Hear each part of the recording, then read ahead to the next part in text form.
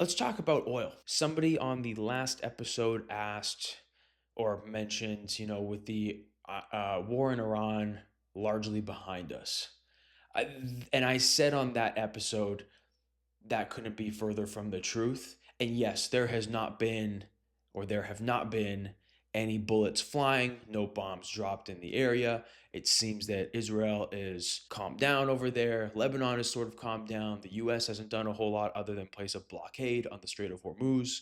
Iran has its own blockade on the Strait of Hormuz, allowing some ships through the strait as long as they pay this little toll. They got this little thing going on. Oil is still ripping higher. I mean, there's no denying it. Today, obviously, at the time of this recording on Thursday, USO, I think, was down. I can't remember the exact percentage, but it was down on the day for sure. But if you look at sweet crude futures, Brent futures, they are still within striking distance of year to date highs. Like, the oil has not come off even a bit. We're still trading at extremely elevated energy costs, and that is yet to show up in the inflation figures.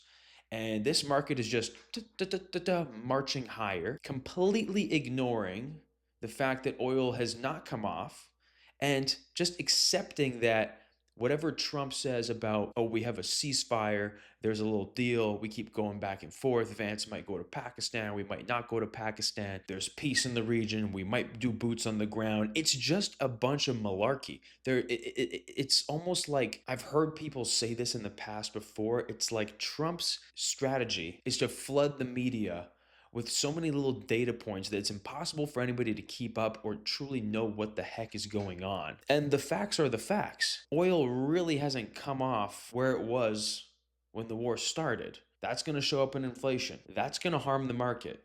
Eventually, that might not show up right away in these first quarter earnings. It seems to me that the first quarter, on average, a lot of these companies have been beating and raising or beating and reiterating guidance. I think net, this quarter so far has been a win. We still have a lot of companies to go, and we're only about halfway through the S&P 500. I think over half actually, but there's still a lot of companies to report. And maybe because the war started so recently, these inflated energy costs haven't shown up in the numbers yet. So we have to wait for quarter two. We don't know. Maybe quarter two is when the sell off truly happens, and you start to see some of these names say, hey, costs have gotten out of control. We are struggling to pass them on to the consumer, and our margins are getting squeezed. Maybe that's what happens in the second quarter. Maybe it's not the story of the first quarter like people were